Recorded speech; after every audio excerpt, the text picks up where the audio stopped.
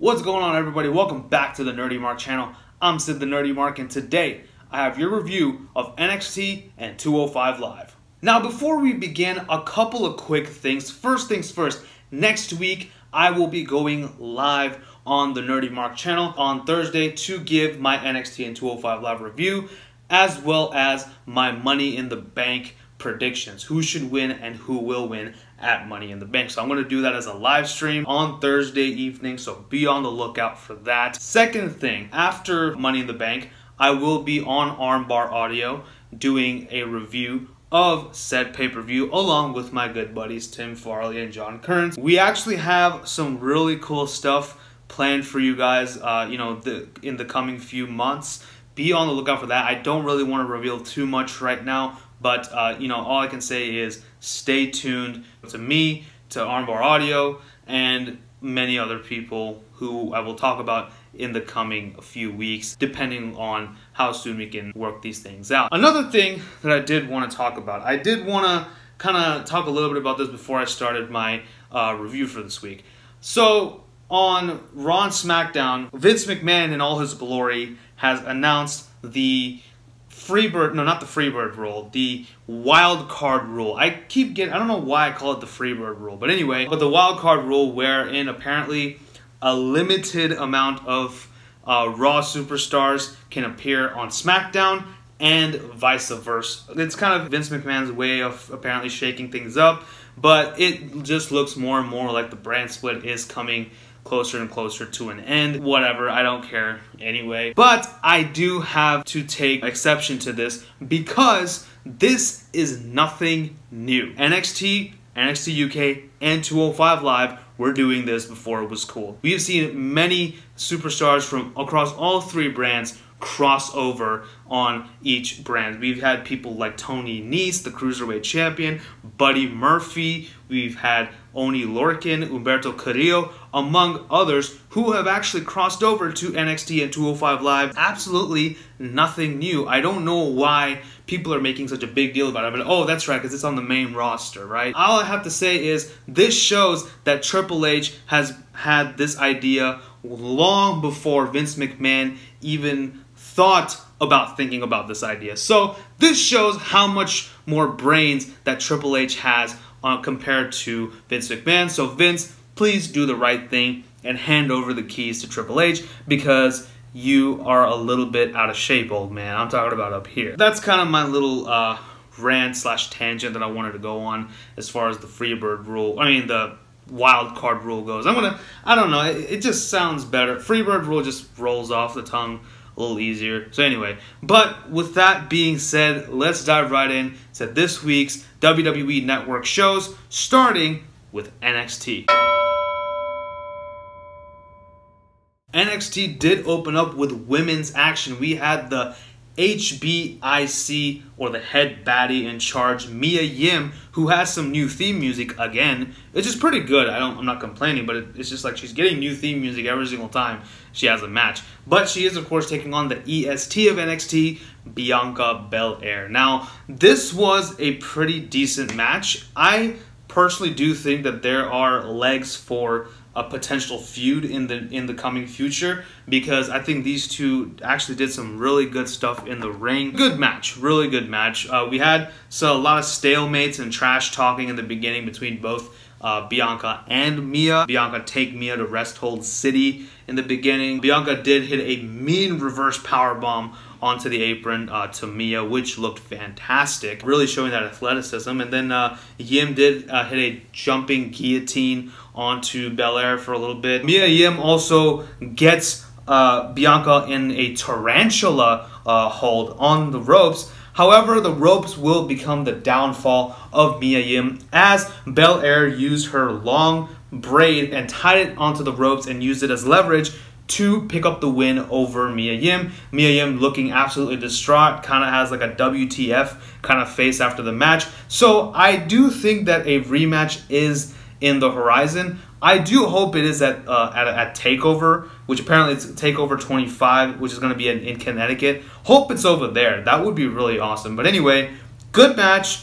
Let's move on. Next up, we did have Raul Mendoza taking on a returning Riddick Moss. Riddick Moss has been out with injury for several months now. His tag team with Tino Sabatelli did break off abruptly, and now Riddick Moss is back, kind of repackaged as like this fitness fanatic, fitness guru. He's coming into the ring, you know, with like some water, you know, and he's taking a sip of it. He has one of those little massage things that you kind of put on your body when you're kind of hurt. He comes into the ring. He has like those resistance bands. He's doing this whole thing with them, kind of working out his back a little bit. He's doing meditation in the ring. He's doing push-ups. So yeah, I mean, he's basically become like a fitness guru kind of personality, at the same time healing out. And he, of course, does continue to, flex his muscles and whatnot. I don't know why I keep flexing my muscles. Mine aren't big enough to compare to that of Sabatelli or Moss, or even Tony Nese. And it looks like they are kind of making him like a Tony Nese kind of character, because, Tony Nese shows off his abs. So, I mean, I guess maybe a match between them would be pretty cool. But anyway, Mendoza hits an amazing handspring backflip, which looked amazing. Raul is pretty relentless throughout this match. Moss did get some offense in. Like, he did actually catch an aerial move. He did catch Mendoza out of the air and actually hit some curls with Mendoza before hitting a fallaway slam. That looked freaking awesome, I'm not gonna lie. Moss then, of course, hit a shoulder press power slam as well onto them. Looks like a lot of his moves are gonna be workout themed, which is cool. I'm kind of digging it. But the match did end when Mendoza hit a twisting moonsault that looked fantastic onto Moss to win the match. So this is pretty cool. I'm glad they're kind of building up Raul Mendoza, but I'm looking forward to see what they do with Riddick Moss down the line. And finally, we do have our main event for NXT. We have Adam Cole, baby, taking on Matt Riddle, bro. Both the men for which I do hand symbols for are in this match. That's pretty cool. And this is actually a match I've been really wanting to watch, and this is an absolute dream match, and it does live up to it. Amazing stuff here. I absolutely loved it. Please go watch this match if you did not already. Riddle starts things off with a waist lock to Adam Cole. Both men take each other to Rest Hold City as well. Matt Riddle moving from Rest Hold City to going into Gut Wrench Suplex City. So, doing a little trifecta of a Gut Wrench Suplex onto Cole. Man, both these men are just fantastic in the ring, so I loved them. Cole hit a figure four, locked in Matt Riddle with a figure four, but instead of locking his legs, he locked his head into the figure four. So that was interesting variation of that leg lock, or head lock in this case. Riddle has some amazing chops too that definitely rival Oney Lorcan.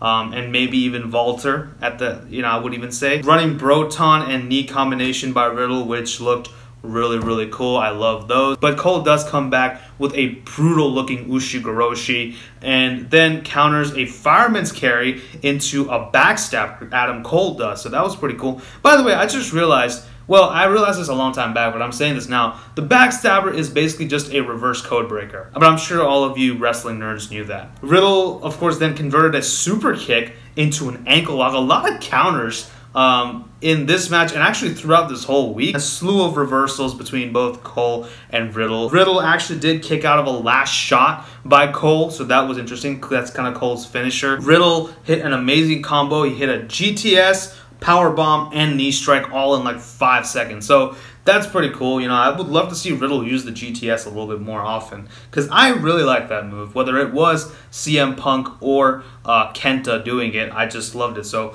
if Riddle's going to use the GTS, I'd rather him kind of use it in a little bit more often. Roderick Strong does come out to try to help out Adam Cole, but of course Riddle takes him out for all his troubles. Adam Cole hits a super kick onto Matt Riddle, and then he goes for the pin. Riddle immediately converts it into a bro mission, taps Cole out, and wins the match. And after the match, there is some more dissension between the Undisputed Era. So what I think is going to happen is Undisputed Era is obviously going to break up. I think Roderick Strong is going to get kicked out. I think they're going to finally have a match at TakeOver, and I feel that Strong will win. That'll lead to Adam Cole debuting on the main roster, because I think he's pretty much done all he still should win the NXT Championship before he goes, in my opinion. And plus, the main roster is kind of a mess, so I think we should keep Cole on for just a little bit. Regardless, great episode of NXT. Great way to end it out with a fantastic match. Looking forward to see where this Undisputed Era storyline goes, and looking forward to see what's next for the King of Bros.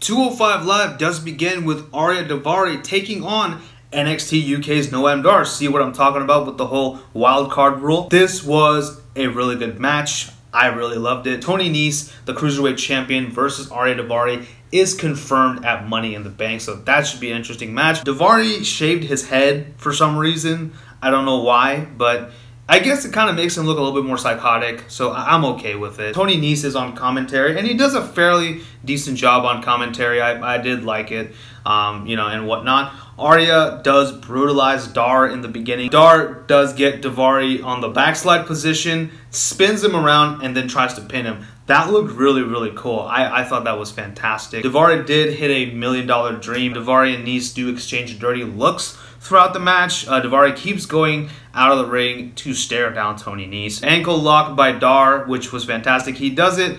And then another ankle lock after a series of counters. So, I mean, just a lot of ankle locks and a lot of counters this week. But the match did end, however, with a super kick, Persian splash, and hammerlock lariat combo by Ariya Daivari onto Noam Dar to finally win the match. Afterward, Nese does kind of psych out Daivari a little bit and then leaves. So that was pretty cool. Looking forward to this match at Money in the Bank. Alright, so this one is going to be pretty short. The Singh brothers come out and they take on a pair of jobbers. It's a one-sided squash match. The Singh bros win with a double team fairly quickly. The other team barely gets any offense in, but both men do get to tag in and get their asses kicked by the Singh brothers.